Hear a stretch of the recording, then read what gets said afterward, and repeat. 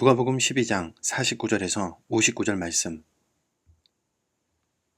내가 불을 땅에 던지러 왔더니 이 불이 이미 붙었으면 내가 무엇을 원하리요? 나는 받을 세례가 있으니 그것이 이루어지기까지 나의 답답함이 어떠하겠느냐? 내가 세상에 화평을 주려고 온 줄로 아느냐? 내가 너희에게 이르노니 아니라 도리어 분쟁하게 하려 함이로라. 이후부터 한 집에 5사람이 있어 분쟁하되 셋이 둘과 둘이 셋과 하리니 아버지가 아들과 아들이 아버지와 어머니가 딸과 딸이 어머니와 시어머니가 며느리와 며느리가 시어머니와 분쟁하리라 하시니라. 또 무리에게 이르시되 너희가 구름이 서쪽에서 이는 것을 보면 곧 말하기를 소나기가 오리라 하나니 과연 그러하고 남풍이 부는 것을 보면 말하기를 심히 더우리라 하나니 과연 그러하니라. 외식하는 자여, 너희가 천지의 기상은 분간할 줄 알면서 어찌 이 시대는 분간하지 못하느냐? 또 어찌하여 옳은 것을 스스로 판단하지 아니하느냐? 내가 너를 고발하는 자와 함께 법관에게 갈 때에 길에서 화해하기를 힘쓰라. 그가 너를 재판장에게 끌어가고 재판장이 너를 옥졸에게 넘겨주어 옥졸이 옥에 가둘까 염려하라. 내게 이르노니 한 푼이라도 남김이 없이 갚지 아니하고서는 결코 거기서 나오지 못하리라 하시니라. 아멘. 예수님께서 예루살렘에 가까이 가실수록 전하시는 말씀이 심오해지고 분위기가 엄중합니다. 오늘 본문에서는 주님께서 이 땅에 불을 던지러 오셨다고 말씀하시는데요. 성경에서 불은 하나님의 임재를 상징합니다. 모세가 하나님이 임재하신 불타는 떨기나무를 볼 때에도, 이스라엘이 시내산에서 율법을 받을 때에도 하나님께서 불로 임하셨죠. 또한 불은 심판을 의미합니다. 소돔과 고모라는 하늘에서 불이 내려와 심판을 받았고, 예레미야와 에스겔도 하나님의 진노를 불로 표현했죠. 동시에 불은 정화하고 깨끗하게 하는 의미가 있는데요. 하나님께 제사를 드릴 때 제물이 정결해지도록 불태워 드렸고, 엘리야는 죽음을 보지 않고 불병거를 타고 하늘로 올라갔습니다. 그런 의미에서 주님이 이 땅에 불을 던지신다는 것에는 이중적인 메시지가 있는 것이죠.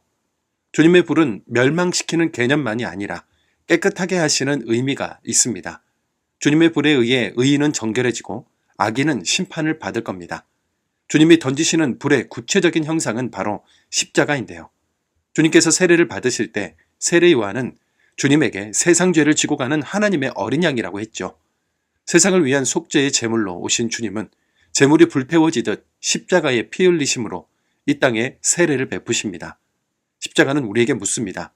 믿고 생명을 얻을 것이냐, 믿지 않음으로 심판을 받을 것이냐.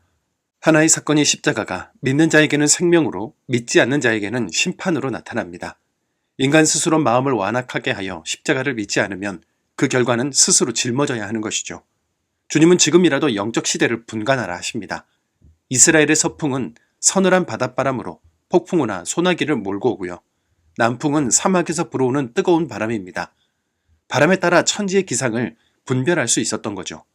그렇다면 이 시대의 영적인 기상을 어떻게 분별해야 할까요? AI의 발달로 인간은 많은 직업을 잃을 예정이고, 이상기후는 심해져서 생태계의 질서가 무너지고 있으며, 미래를 예측할 수 없는 각종 바이러스들은 이곳저곳에서 창궐할 것입니다. 미래 에너지와 식량을 준비하지 않으면 어떤 소요가 일어날지 알 수 없고, 삶의 목적과 의미를 상실한 인간의 마음은 병들고 무너져 심각한 범죄들이 계속해서 생겨날 겁니다. 무서워하지 않은 것이 아니라 하나님 나라의 기상을 읽지 않은 겁니다. 아직 죄에서 돌아설 시간은 있습니다. 주님의 십자가와 그 사랑이 나를 위한 사랑이라고 말하며 고백합시다. 우리 죄를 용서해 주신 것처럼 우리에게 잘못한 사람을 용서합시다. 이 시대에 그리스도인으로서 사는 것이 무겁지만 제대로 믿겠노라고 결단합시다.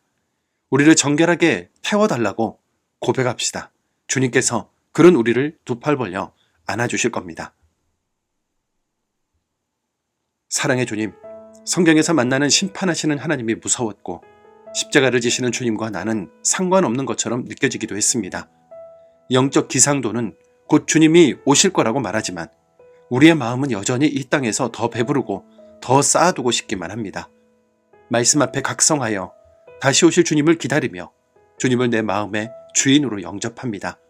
무감각한 우리 마음이 깨지게 하옵시고 주님께서 내리시는 불이 우리 가슴에 불타올라 주님을 향한 사랑이 뜨거워지고 정결해지는 은혜를 허락하여 주옵소서.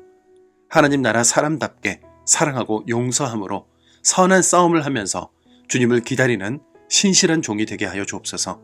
예수님의 이름으로 기도드립니다. 아멘.